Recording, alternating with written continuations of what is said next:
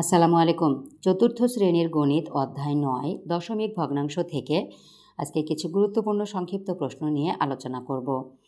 এখানে প্রথমে ১ নম্বরে বলা হয়েছে 0.56 সংখ্যাটিতে ৫-এর স্থানীয় মান কত?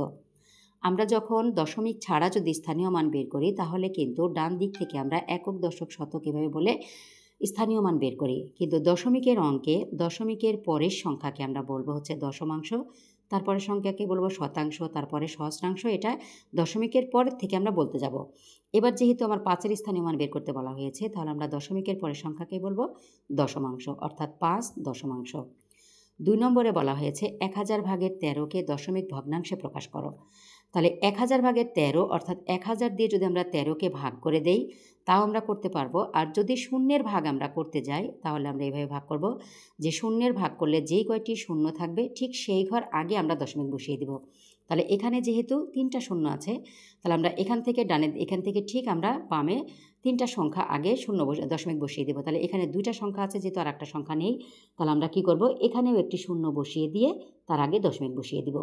তার আগে আরেকটি দশমিক বসাবো দশমিকের আগে। তাহলে কত হলো 0.013। ৩ নম্বরে বলা হয়েছে দশমাংশ গুণ দশমাংশ সমান কত? তাহলে দশমাংশ সমান আমরা কিন্তু এখানে বলেছি দশমিকের পরের সংখ্যাকে বলা হয় দশমাংশ। তাহলে দশমিক দিয়ে আমরা পরে ১ লিখব, গুণ দশমিকের পরে ১, এটা হলো দশমাংশ। তাহলে এটাকে আমরা সাধারণ ভগ্নাংশে যদি প্রকাশ করি, তাহলে দশমিকের যদি প্রকাশ করি আমরা, তাহলে দশমিকটাকে উঠানোর জন্য আমরা এই সংখ্যাটাকে উপরে লিখে দেবো, আর দশমিকের জন্য ১ লিখব, আর দশমিকের পরে একটা সংখ্যা আছে জন্য একটা শূন্য লিখব। গুণ ঠিক একইভাবে এখানে ১ থাকবে, দশমিকের জন্য ১, আর দশমিকের পরে একটা সংখ্যা আছে জন্য একটা শূন্য।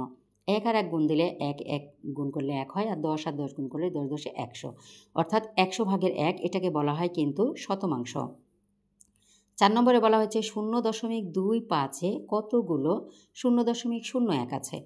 তাহলে এখানে আমরা সহজভাবে এখানে করে দিব, যেহেতু এখানে দশমিকের পরে 2টা সংখ্যা আছে, এখানেও দশমিকের পরে 2টা সংখ্যা আছে, তাহলে আমরা এই দশমিকটাকে খুব সহজেই আমরা উঠিয়ে দিব।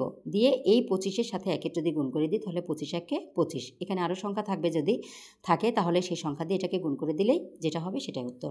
তাহলে 25টি। ৫ নম্বরে বলা হয়েছে 0.9 সংখ্যাটিকে সাধারণ ভগ্নাংশে লিখো। তাহলে 0.9 এটাকে যদি আমরা সাধারণ ভগ্নাংশে প্রকাশ করি, তাহলে যে সংখ্যাটি থাকবে এটা উপরে লিখে দশমিকটাকে উঠানোর জন্য নিচে দশমিকের জন্য 1 নিতে হবে, আর দশমিকের পরে একটা সংখ্যা আছে জন্য একটা শূন্য নিতে হবে। এখন তাহলে আমাদের কত হলো 10 ভাগের 9। তাহলে 0.9 সংখ্যাটির সাধারণ ভগ্নাংশ হচ্ছে 10 ভাগের 9। 6 নম্বরে বলা হয়েছে 2.3 যোগ 1.2 সমান কত? তাহলে এটা 2 এর পরেও দশমিক একটা সংখ্যার পরে, এখানেও কিন্তু একটা সংখ্যার পরে দশমিক। তাহলে আমরা এই 2 এর নিচে 1 লিখব এখানে, আর 3 এর নিচে 2 লিখব। তাহলে 3 আর 2 যোগ করলে 5, আর 2 1-এর যোগ করলে 3, আর মাঝখানে দশমিকটাকে মাঝখানে বসিয়ে দিলাম। 7 নম্বরে বলা হয়েছে শতাংশের বাম পাশের স্থানটিকে কি বলে? আমরা ঠিক উপরেরটা দিয়ে বলতে পারি যে দশমিকের পরের সংখ্যাকে আমরা বলেছি কিন্তু দশমাংশ, তারপর একটা শতাংশ। এখন বলা হয়েছে শতাংশের বাম পাশেরটাকে কি বলবো? তাহলে যেহেতু 6 শতাংশ, তার মানে আগের সংখ্যাটা আমাদের কি হবে? দশমাংশ। তাহলে আমরা এখানে লিখতে পারি উত্তর কি? দশমাংশ। 8 নম্বরে বলা হয়েছে 1.469 সংখ্যাটিতে 9-এর স্থানীয় মান কত?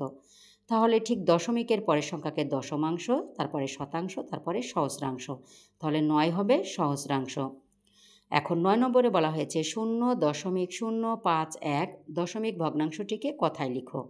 তাহলে কথায় লিখলে দশমিকের পরের সংখ্যাগুলোকে ভেঙে ভেঙে লিখতে হয়। তাহলে আমরা লিখব যে 0 দশমিক আছে, তারপরে বানান করে লিখব কথায় দশমিক, তারপর আছে 0 আবার লিখব এখানে, তারপর আছে 5 কথায় লিখব, তারপর আছে 1। তাহলে 0.051।